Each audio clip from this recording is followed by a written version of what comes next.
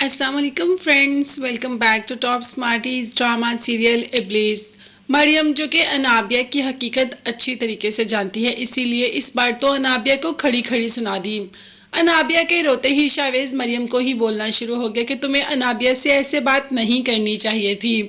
अब मरियम को हैरत भी होती है कि शावेज आखिर इतना अनाबिया की बातों में कैसे आ सकता है।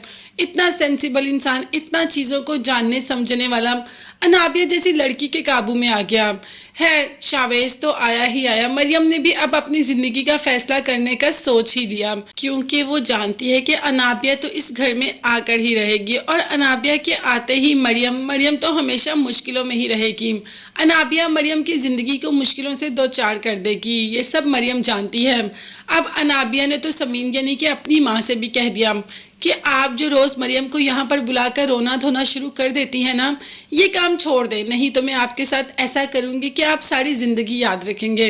अनाबिया ने तो पहले ही माँ के साथ ऐसा किया कि माँ सारी ज़िंदगी याद रखेगी। अनाबिया की वजह से ही तो माँ के शौहर ने माँ को छोड़ दिया, उस वक़्त जब बुढ़ापे में सबसे ज़्यादा ज़रूरत अपने शौहर की होती है। तभी शौहर छोड़कर हमेशा हमेशा के लिए शौहर तो इस दुनिया से ही चला गया, सिर्फ़ और सिर्फ अनाबिया की वजह से। चले, खुशी की बात यह है कि अनाबिया की सच्चाई किसी के सामने तो आई। अब अवैस जो कि अनाबिया से बात करने आता ही है कि अनाबिया अपनी दोस्त से बात कर रही होती है। दोस्त कहती है कि मुझे आज भी वो वक्त याद है जब तुमने मरियम और अवैस के पासपोर्ट छुपा लिए और फिर अपने ही मंगेतर पर मोहब्बत का इल्ज़ाम लगाया कि मरियम तुम्हारे ही मंगेतर से मोहब्बत करती है। अनाबिया तो खुशी में झूम रही थी कि सही कह रही हो। देखा, इनकी ज़िंदगी को मैंने अपनी उंगली के इशारे पर कैसे घुमाया। बस यही बात सुनते ही अवैस जो कि उधर खड़ा होता है वो भी आ जाता है। थप्पड़ मारते मारते नाबिया को रह जाता है कि औरत होने का लिहाज कर लिया, नहीं तो आज तुम्हें बिल्कुल भी नहीं छोड़ता। तुम ऐसी घटिया औरत निकलोगी ये मैंने कभी सोचा भी नहीं था। वैसे अवैस ने मरियम को भी तो थप्पड़ लगाया था, तब क्यों ख्याल नहीं आया कि औरत पर हाथ नहीं उठाना। आज ये ख्याल अवैस को क्यों आया कि औरत पर हाथ नहीं उठाना। खैर, अगर हम इस बात को साइड पे रखें, बात करें मरियम की, जो मरियम ने फैसला किया है, तो मरियम को एक वेलफेयर में जॉब मिल जाती है और रहने के लिए जगह भी। अब मरियम ने मम्मी से बात कर ली कि मैं वहाँ जाना चाहती हूँ हमेशा हमेशा के लिए। माँ ने कहा कि क्या तुम्हारा शावेज के अलावा हमसे कोई वास्ता नहीं। हमने कहा कि आप मेरे सबसे ज़्यादा करीब हैं और आपसे मिलने में आती रहूँगी। सारा कुछ दिखाकर मरियम चली जाती है। माँ और बाप लाख रोकते रहते हैं, मगर जब उसके दिल में यानी कि शावेज के दिल में ही जगह नहीं बना सकी तो इस घर में रुकने का क्या फ़ायदा। खैर, मरियम चली जाती है।